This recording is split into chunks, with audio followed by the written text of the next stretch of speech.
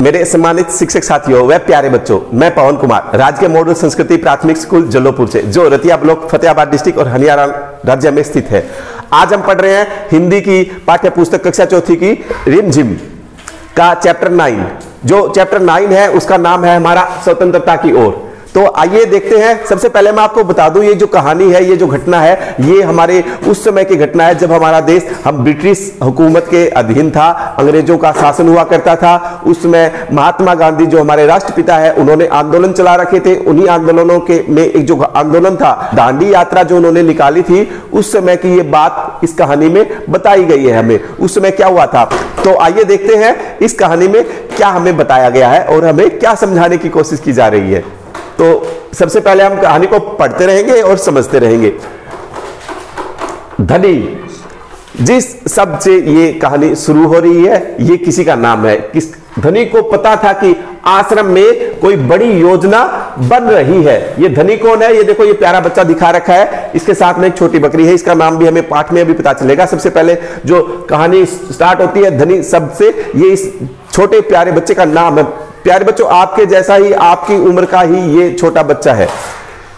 ये हमारी कहानी में क्या क्या करता है, क्या सोचता है, किससे बात करता है, ये अब हम कहानी पढ़ेंगे तो हमें पता चलता आएगा। तो धनी जो आश्रम में रहता है, कोई योजना जो होती है, कोई प्लानिंग होती है, किसी काम को करने का तरीका पहले ही सोचना पड़ता है कि ये काम हम इस तरीके से करेंगे। वो एक योजना होती है, कोई योजना बन रही है, पर उसे कोई कुछ नहीं बताता। अब धनी को कोई कुछ बता नहीं रहा। वे सब समझते हैं कि मैं 9 साल का हूं, इसलिए मैं बुद्धू हूं, पर मैं बुद्धू नहीं हूं। धनी मन ही मन बड़बड़ाया। तो प्यारे बच्चों, बुद्धू जब हम कह देते ना, ये तो कोई किसी काम का नहीं है, ये तो कोई काम नहीं करे, तो बुद्धू है, मतलब उसको ज्यादा समझ नहीं है किसी चीज की। किसी बुद्धि का न होना बुद्धू, मतलब अकल का न होना बुद्धू शब्द उसके लिए उपयोग किया जाता है। अभी इसको तो कुछ समझ ही नहीं है। तो और उसके बाद बड़बड़ाना, धीरे धीरे मन ही मन में बोलना। जब हम किसी बात को अपने मन ही मन में बोलते रहते हैं, किसी को स्पष्ट समझ भी नहीं आता, तो उसके लिए हम बड़बड़ाया शब्द को यूज करते हैं। तो कौन बड़बड़ा रहा था? धनी मन ही मन सोच रहा था कि मैं तो 9 साल ही हूं, कोई योजना तो बना रहे हैं यहाँ पे, लेकिन मेरे को तो कोई कुछ बता ही नहीं रहा। आपके जैसे छोटा सा प्यारा बच्चा धनी ये बात सोच रहा था। प्यारे बच्चों, धनी और उसके माता पिता बड़ी खास जगह में रहते थे। खास मतलब विशेष, स्पेशल जगह वो रहते थे मम्मी पापा के साथ, अहमदाबाद के पास। कहां पर? ये जो अहमदाबाद है, ये एक बहुत बड़ी सिटी है, बहुत बड़ा शहर है। महात्मा गांधी जी के साबरमती आश्रम में, जो अहमदाबाद में है, साबरमती नदी के तट पर के नदी के किनारे पर एक आश्रम बना हुआ है। वहां कौन रहता है? महात्मा गांधी। और उसी में धनी और उसके मम्मी पापा भी रहते थे, जहां पूरे भारत से लोग रहने आते थे। पूरे इंडिया से, पूरे भारत से वहां पे कोई ना कोई रहने जाता था और उसी आश्रम में सभी रहते थे। गांधी जी की तरह वे सब भी भारत की स्वतंत्रता के लिए लड़ रहे थे, देश को आजाद कराने के लिए। किनसे? अंग्रेजों से, क्योंकि ब्रिटिश हुकूमत का उस समय राज होता था। गांधी जी की तरह वे सब भी भारत की स्वतंत्रता के लिए लड़ रहे थे, देश को आजाद कराने के लिए सभी लड़ाई लड़ रहे थे। और महात्मा गांधी जी का जो आश्रम था साबरमती नदी के किनारे, साबरमती आश्रम, वहां पे सब रहते थे और देश को आजाद कराने के लिए कोई ना कोई योजना बनाते रहते थे। जब वे आश्रम में ठहरते तो चरखों पर खादी का सूत काटते। चरखा क्या होता है बच्चों? देखो पिक्चर में दिखाया गया है, गोल गोल ऐसे घूमता रहता है, उसमें बड़ा चक्कर चलता रहता है और इधर से रुई होती है। रुई, एक हाथ में रुई पकड़ते हैं, एक हाथ से गोल गोल चक्कर घुमाते रहते हैं, तो चरखा चलता रहता है और उस रुई से ना एक धागा निकल के और सूत बनता रहता है। उसको सूत कहते हैं। सूत का पतला धागा होता है और उस धागे से सूती कपड़े बनते हैं। भजन गाते रहते थे और गांधी जी की बातें सुनते रहते थे उस साबरमती आश्रम में। प्यारे बच्चों, साबरमती में सबको कोई ना कोई काम करना होता। कोई खाना पकाता, कोई बर्तन धोना, कपड़े धोना, कुएं से पानी लाना, गाय और बकरियों का दूध दूहना और सब्जी उगाना। सबका कोई ना कोई काम फिक्स था। कोई ऐसा नहीं था जिसको कोई ऐसे बैठे रहे। तो सबका अपना काम फिक्स होता है, तो काम भी करने में मजा आता है और सारा काम आसानी से भी हो जाता है। प्यारे बच्चों, धनी का काम था बिन्नी की देखभाल करना। किसकी देखभाल करना? बिन्नी। तो ये छोटी प्यारी बकरी है, उसका नाम आ गया। क्या नाम है उसका? बिन्नी नाम है उसका। धनी बिन्नी की देखभाल करता था।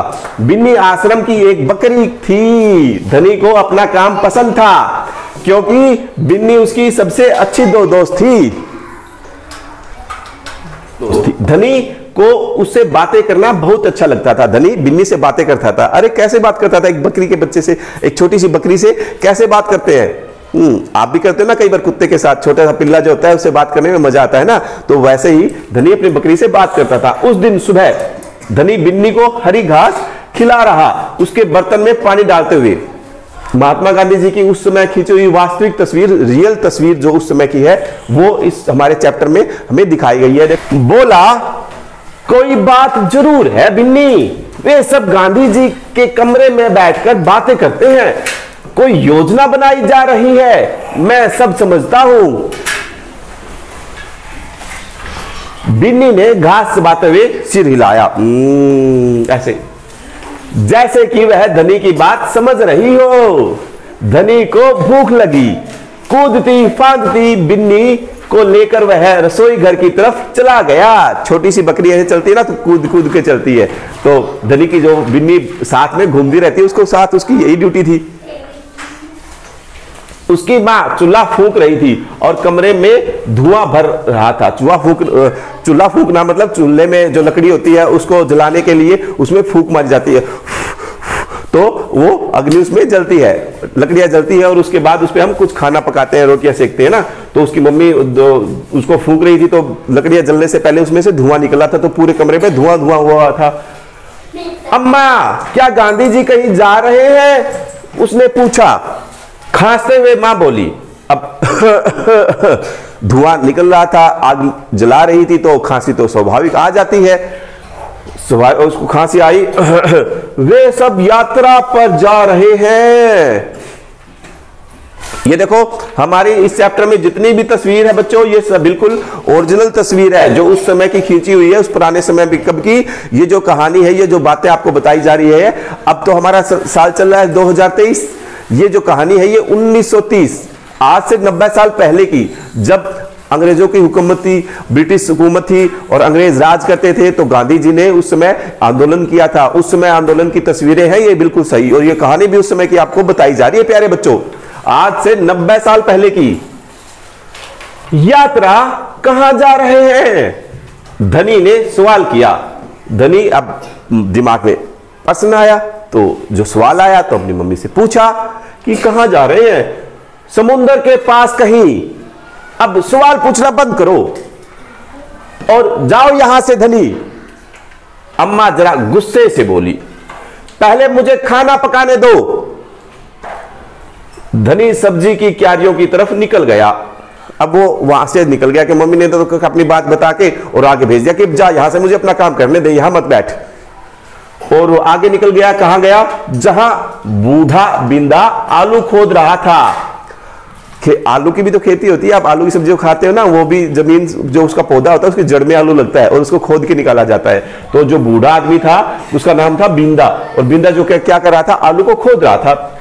बिंदा चाचा, धनी उनके पास बैठ गया। अब जाके बैठ गया बिंदा चाचा के पास। आप भी यात्रा पर जा रहे हैं क्या? अब उसने बिंदा चाचा से पूछा। बिंदा ने सिर हिलाकर मना किया।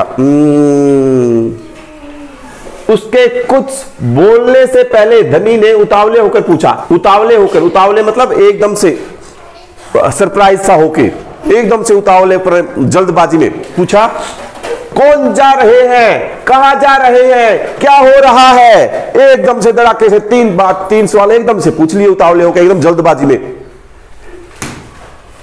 बिंदा ने खोदना रोक दिया। जो खोद रहा था आलू को खोद, उसने खोदना रोक दिया और कहा, तुम्हारे सब सवालों के जवाब दूंगा, पर पहले इस बकरी को बांधो, मेरा सारा पालक चबा रही है। धनी बिन्नी को खींच कर ले गया। उसने खींची उसकी रस्सी और उसको ले गया और पास के नींबू के पेड़ से बांध दिया।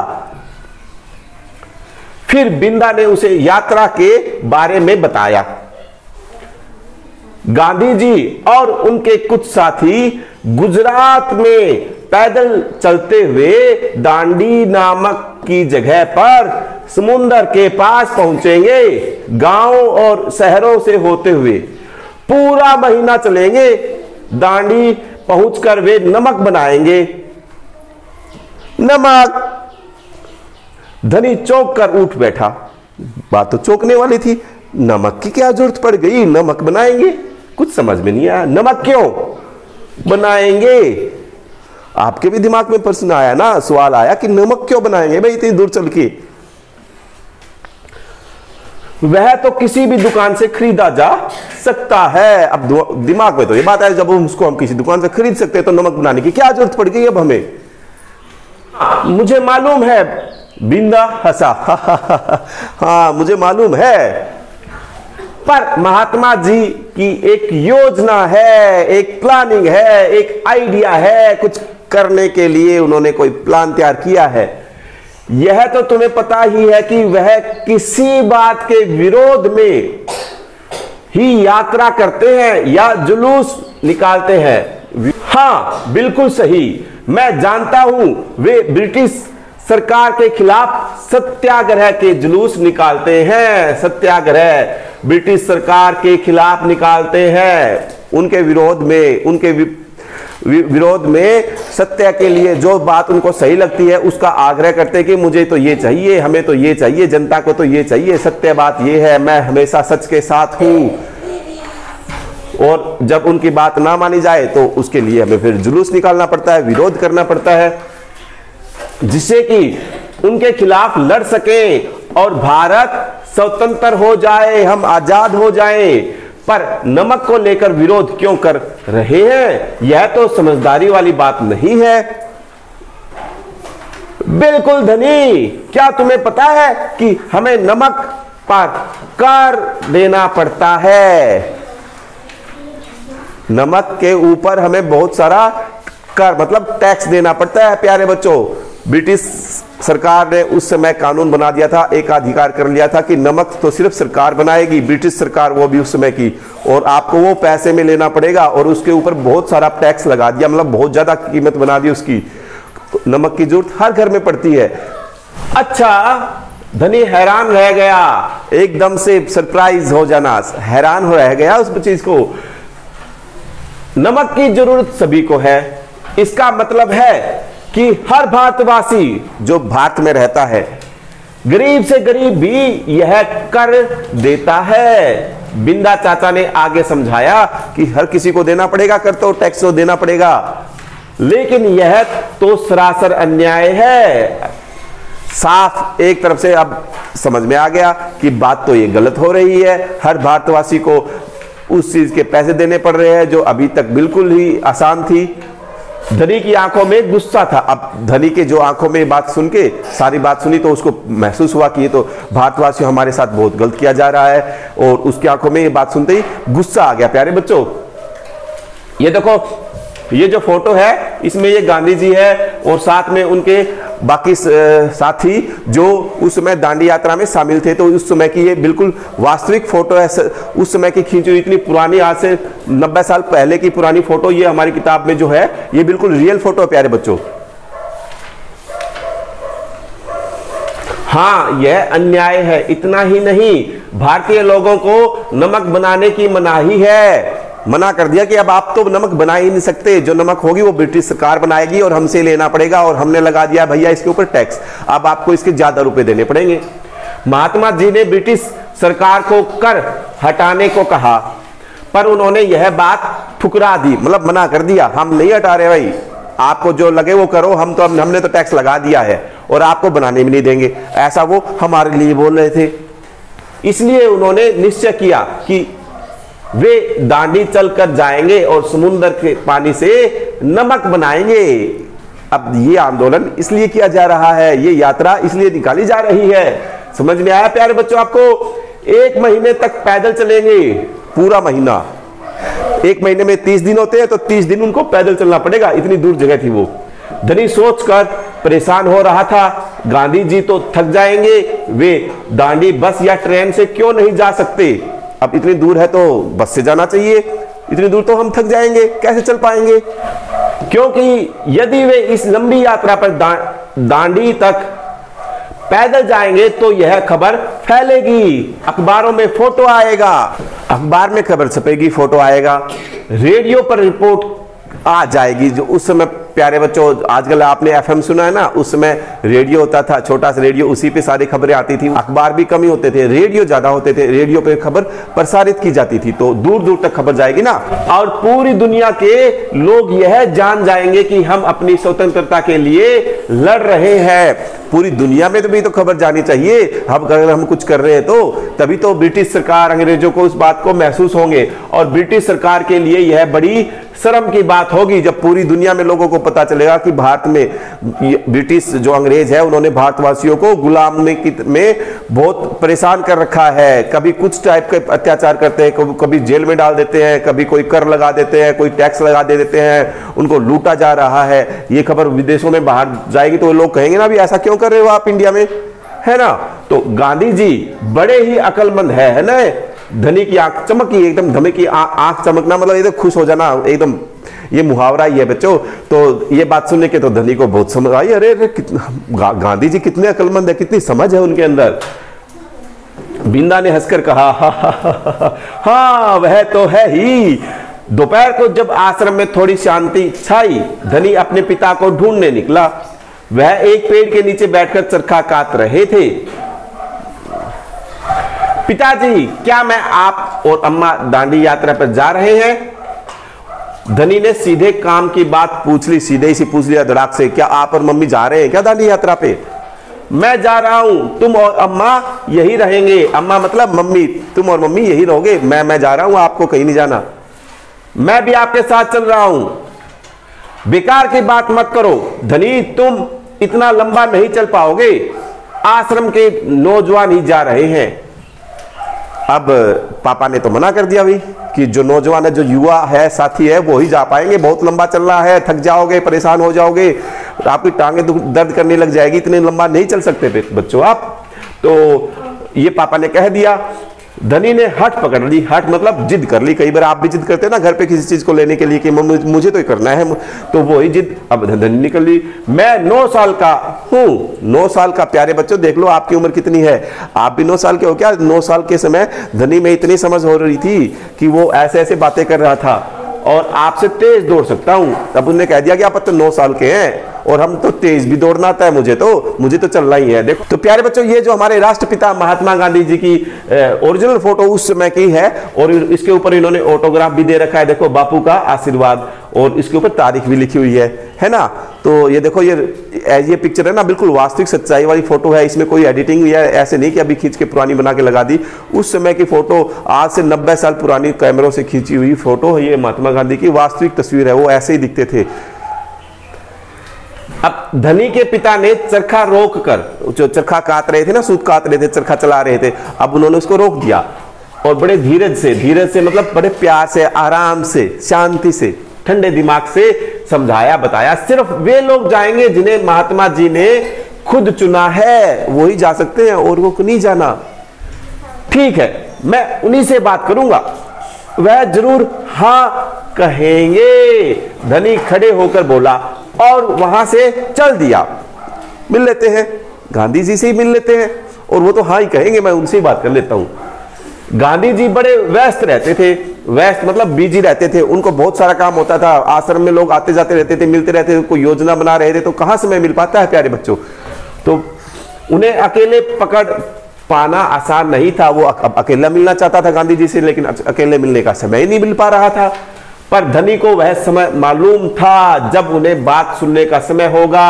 रोज सुबह वह आश्रम में पैदल घूमते थे। ये समय तो धनी को समझ में आ गया, वो समय है, उस समय हो ना, सुबह सुबह पैदल घूमते हैं, वो समय बिल्कुल सही रहेगा, मैं तब जाके बात करता हूं। अगले दिन जैसे ही सूरज निकला, सूर्य देव जैसे ही आए सुबह सुबह प्रकाश लेके, रोशनी लेके, धनी बिस्तर छोड़कर गांधी जी को ढूंढने निकला। वे गौशाला जहां बहुत सारी हम गायें रखते ना, जहां पर गायें इकट्ठी रहती है, उसे गौशाला कहते हैं प्यारे बच्चों। गौशाला में गायों को देख रहे थे। फिर वह सब्जी के बगीचे में मटर और बंद गोभी देखते हुए बिंदा से बात करने लगे। पहुंच गए वहां पे। धनी और बिन्नी लगातार उनके पीछे पीछे चल रहे थे। अंत में गांधी जी अपनी झोपड़ी की ओर चले। बरामदे में चरखे के पास बैठकर उन्होंने धनी को पुकारा, यहां आओ बेटा। धनी दौड़कर उनके पास पहुंचा। बिन्नी भी साथ में कूदती हुई आ गई। तुम्हारा क्या नाम है बेटा? धनी बापू। और यह तुम्हारी बकरी है? ये देखो बेटा प्यारे बच्चों, ये जो गांधी जी की तस्वीर है, मैं आपको बार बार बता रहा हूं, हमारे चैप्टर में जो भी तस्वीर यूज की गई है ये उस समय की बिल्कुल वास्तविक सच्ची तस्वीर है। गांधी जी ऐसे दिखते थे प्यारे बच्चों। जी हां, यह मेरी दोस्त बिन्नी है जिसका दूध आप रोज सुबह पीते हैं। धनी गर्व से मुस्कुराया।